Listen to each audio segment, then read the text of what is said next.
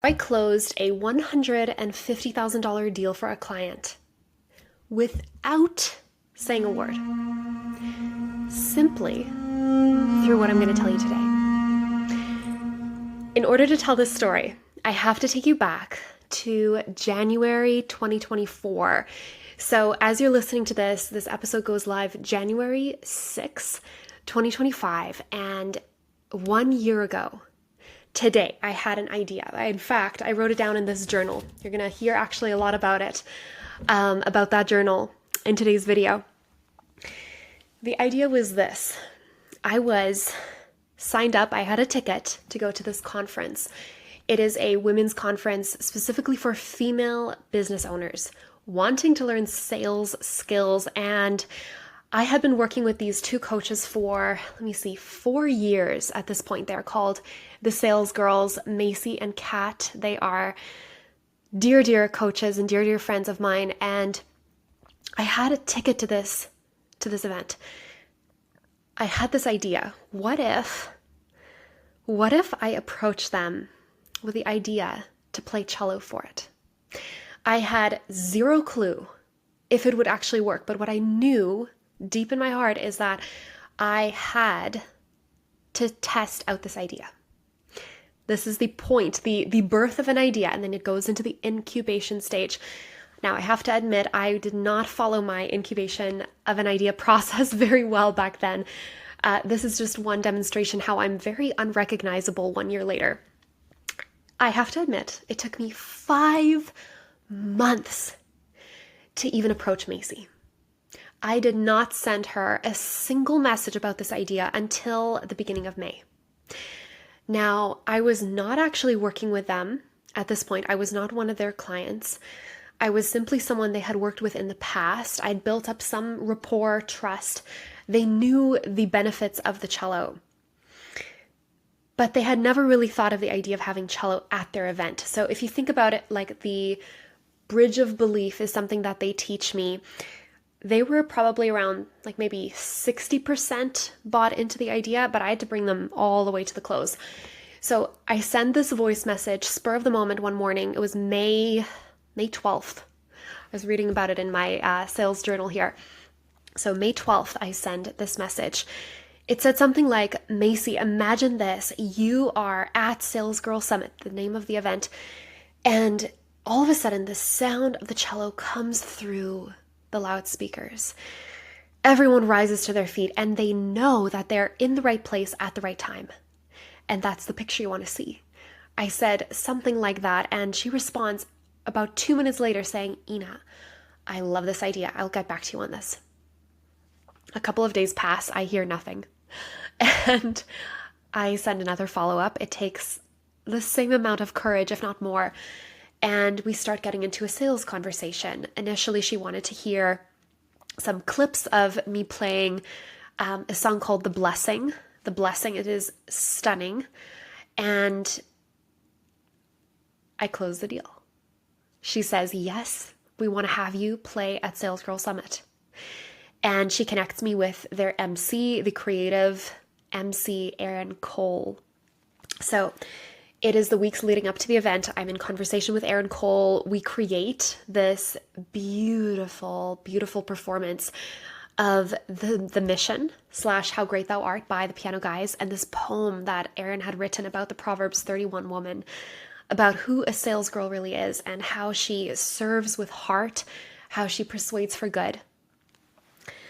I'm excited at this point. I have high anticipation for the event, and I go through my normal stages of preparation for any performance.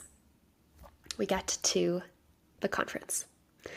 It is June 15th, and the first couple of days I spend simply getting into conversations with as many people as possible. That is my goal. My goal was to try to talk to every single person there. And this is actually where I met all of the women in our mini mind group, our mastermind group, that played a very big role in the Innovation Incubator story, which you can listen to in past episodes. I met the most amazing people there. Once again, I had high expectation for the event. I had an attitude of high expectancy, positive expectancy that this is where I was meant to be. In fact, I made sure that I took every single opportunity that I possibly could to speak on the microphone, to be heard, be seen.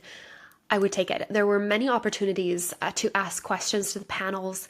And if I didn't have a question, I would dig to the depths of my brain to come up with a question. And this brought me to the night before the performance. So I was in this mode of taking action, being courageous, taking scary action and moving fast. So it is the VIP client dinner. And I'm leading up to the part where you will understand how this sale took place. So hang with me, all of the details matter here. It is the VIP client dinner. And to my surprise, Myron Golden shows up. I did not think that he would be there until the next day. He was going to be a speaker for the final day of the conference. He is my coach's coach, and I just knew I had to go talk to him. I had to go meet him. So I believe I was the second or third person in line there to go and say hi to him, get a photo with him. And I actually had the opportunity to have a bit of a conversation with him about music. He is a guitarist, and his words, he says, music skills are life skills. He values a daily practice of creating music. So I asked him, why do you play the guitar? And he says, it relates to every single part of running a business, of parenting, of life. And he says he will never let it go. In fact, he told me he had recently invested $14,000 into a guitar training program just a couple of months prior. So that brings me to the day of the performance. And everything's going to come together here. So I wake up that morning with a fever, feeling incredibly nauseous. I could barely eat a piece of fruit from the hotel buffet. And I knew that it was related to the late nights, the stress. In fact, side note, moms listening to this will appreciate, or rather have sympathy for me here. I weaned myself from nursing my son 4 times a day to only pumping morning and evening, twice a day, half while I was on the trip. And while it was very practical, it was very convenient, I do not recommend this. So anyhow, I was in a very exhausted state and I was trying to get out the door. Somehow I didn't make the connection. I had to check out of my hotel that morning. So I summoned up the courage, once again, like I've been practicing that week, to knock on the door, the hotel room door right across the hall, of my 2 friends, Becca and Marley. You may know them as the Money Girls, and if you guys are listening to this, here's your personal shout out. They were absolute godsends. I know I would not have made it out of the door on time to do my sound check. The sound check was a pivotal part in this story. Getting to that next. But I know that I would not have been on time. I would have missed that sound check if they had not helped me. I still get emotional thinking about how gracious and sweet and kind they were. But feeling sick, I knew, was not actually connected to the performance. Every time I would think about the performance, I actually felt grounded and secure. This is a sign that you are working in your unique purpose. So I get to the theater, I lug my cello and my suitcase and my bag all the way to the back. I grab my cello, I walk on stage, and everything feels right. I do a bit of a warm-up. I slowly start playing the mission theme. And I'm going to come back to why this moment was the moment that $150,000 sale was made. But first, I need to tell you more of the story. So Aaron and I, the MC, Aaron Cole, we do a quick sound check, run through. I was feeling pretty fantastic at this point. One of my friends was pregnant and she gave me some of her nausea medication. I had Advil, I had Tylenol, I was hydrated, I was feeling pretty good. And then I got to hear Myron Golden speak. Now, that was quite a life-changing moment. It was a Kairos time moment where time stopped. That 90 minutes was life-changing. In fact, I still have his entire speech written in this book, everything that I could write down. I was writing as fast as I could. And because I was one of the people who were contributing to the event, I went backstage right after his speech because I was going on next. And I got to tell him how much it meant to me. I got to tell him that his wisdom, his enthusiasm for what he does and for business and teaching business from the Bible has impacted my life. And that is a moment that I'll forever be grateful for. The interesting part is all throughout the week, I was putting myself into uncomfortable situations. And that day, it all accumulated. It's almost like it had this gradual hockey stick curve. Have you ever seen that on investments? I was building the courage, and then boom, on the Friday, the final day, it just escalated. And I was seeing the reward of being courageous.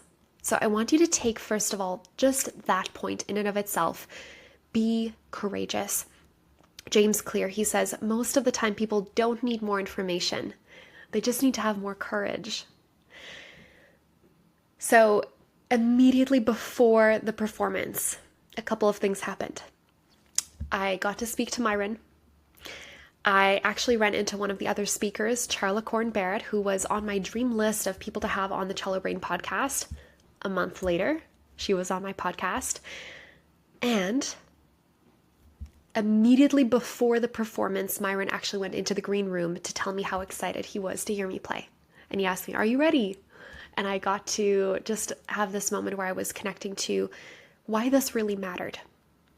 That is actually the question that I ask myself every time before I play is, who does this matter for? What story am I telling? How do I want them to feel? And am I in the right headspace? The answers to those questions were so easy because I was working in my unique purpose, my zone of genius, as you'll actually hear in next week's episode with Haley Henderson, who I met at that event. But anyhow, the actual performance moment is a moment I will remember forever. And one of the reasons I'll remember that is I forgot to turn on my mic. I played the first 5 notes of the piece, and I did not hear myself coming through on the speaker. So this is where the 20 years of performing and 15 years of classical ballet really came in handy, because I bent down, picked up the pickup, or the little box that my cello was connected to, and quickly turned it on and pretended that it was part of the piece, almost like this is like the quietness before the big announcement. And then finally the cello sound was coming through the loudspeakers. It was the perfect improv moment. The fall and rise of the notes matched perfectly to Erin's poem. A maker, creating a legacy for her children's children. A mother, a mover, shifting tectonic plates of disbelief, trauma, limits, and lies. A warrior. Even though the performance only lasted 4 minutes, it felt as though that moment was about 4 hours. Have you ever gotten up from a really long, good night's sleep? Like maybe you were sleep deprived and you slept for like 11 hours straight. Now I know there's moms listening to this who are thinking, oh my goodness, that's the dream. But that's almost how it felt. It's like you feel the time passing. It feels like a long stretch of time has passed, but at the same time, it passes by in the blink of an eye. It's the craziest thing. The only other time I felt like this is in sales calls, actually. How you want to feel in a sales call is free and in control. You are communicating what's in your heart, but you're also serving with intensity. You have high expectation and low attachment to the outcome. And knowing that what you're saying is actually persuading the person you're talking to feels so good. Like that's what you really want, right?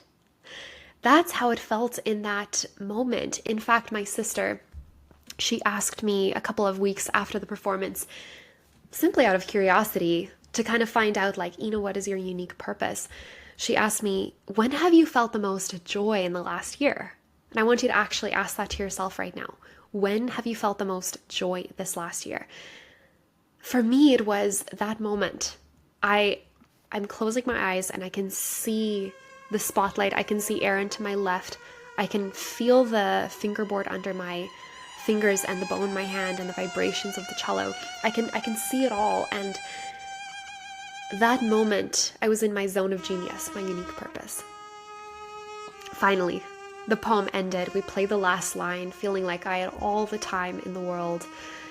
And I remember deafening applause. That's the only sound, really, that I could hear. I remember going back to the backstage absolutely elated. I was on such a high from getting to serve in my zone of genius. In fact, that's actually a sign that you are serving, is when it's energy giving. When you're working in your unique purpose, it is energy giving instead of energy draining. So backstage, I put my cello down, and to my surprise, Myron Golden and 3 of his team members actually walk in, and he immediately walks up to me, congratulates me on a beautiful performance, and he said that music like that is what inspires him to keep going, always keep practicing, keep music in his life. And I see him actually walking out with his guitar. So here is the next kind of moral of the story that you can take. Every single person, no matter how high up or prestigious they seem, needs encouragement. And I'm so grateful for what happened next. So one of his assistants was still in the room. She was just kind of tidying up, getting all of his bags together. And we start talking about the event, and I notice she has the most beautiful Brazilian accent. So I ask her, where is your accent from? And she kind of ducks her head. She, through her body language, shows that she's kind of embarrassed by how she sounds. And with music training, my ears are very trained to and well-tuned to find the nuances in how people are speaking. This helps a lot in sales calls, especially in the innovation programs. You'll actually learn exactly how to do this. Anyhow, I tell her, you have the most beautiful voice. And she looks up, kind of startled, and she says, when I'm tired like I am today, it's even harder to speak English properly. How did you know that I was feeling self-conscious about this? And I said, I just knew. I felt a pull to tell you that truly don't hide from your voice. It's one of the things that makes you beautifully unique. And encouragement always makes a difference. So I want you to reflect right now on what are some areas that you are beating yourself up, because the most important thing you'll ever say to anyone is what you say to yourself. The conversations with my coaches afterwards were somehow the most rewarding of that whole experience. They were incredibly encouraging. In fact, Macy actually told me sales girls have cello at their events. So let's talk about that $150,000 sale. We're going to fast forward now to September. In September, I went back to Atlanta. I went back to that same theater for a sales training through my coaches who I signed up for their program in May. And what I found out at that event was that client that invested in their highest ticket offer, it was the cello that made the difference. In fact, you can actually listen to her testimony right here. And luckily, I came in early one morning and we were practicing to play later. And I literally signed up for the arena because the cello calmed my nerves. Wow. And I was like, I can do this. Like, it was this beautiful, perfect moment. So thank you. Thank you, Ina and Kat. Did you know that music played on classical instruments, such as the cello, make people buy 57% faster? And did you know that the cello, because it's the closest sound to the human voice, it stimulates the limbic center of the brain. This is the area of the brain that makes high quality gut decisions quickly. You want people to make high quality decisions, right? And did you know that live cello music allows information to be absorbed and remembered 78% faster?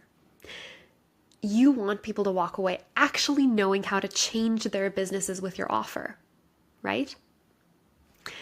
So 1 month after the June event, a new offer was created. And this was before I actually heard Jackie's story. So what had happened there is I was doing a visualization, which you just saw. You just saw how I was doing the sales presentation, a practice round of how to use this specific technique. And she comes up, takes the mic, and tells this story. We are all shocked. I still struggle with imposter syndrome. Even after I've been playing the cello for 20 years, I've been paid to play the cello since I was 8 years old. I still struggle with imposter syndrome. And I want you to know that if you are thinking to yourself, I am not good enough, I do not have the skill sets, I am struggling with imposter syndrome, it's very normal.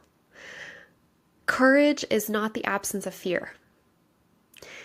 Courage, I have to admit, I do not know the rest of that quote, but what I do know is that courage is what helps you see change in your life. And in 2025, you want to see change.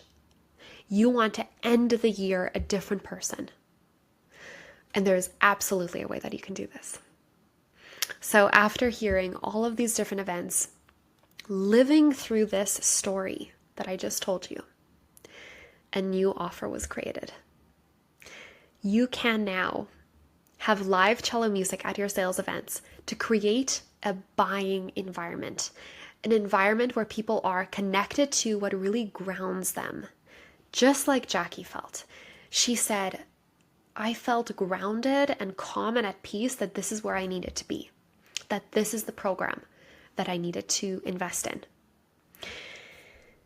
So take action. Send me a message with the information on your next event. We can start a conversation, see if it could be a good fit for you to have live cello music at your event. Take action right now, as soon as the episode is done. I cannot wait to chat with you and help you experience massive returns and living in your unique purpose, selling in your unique purpose. You've got this.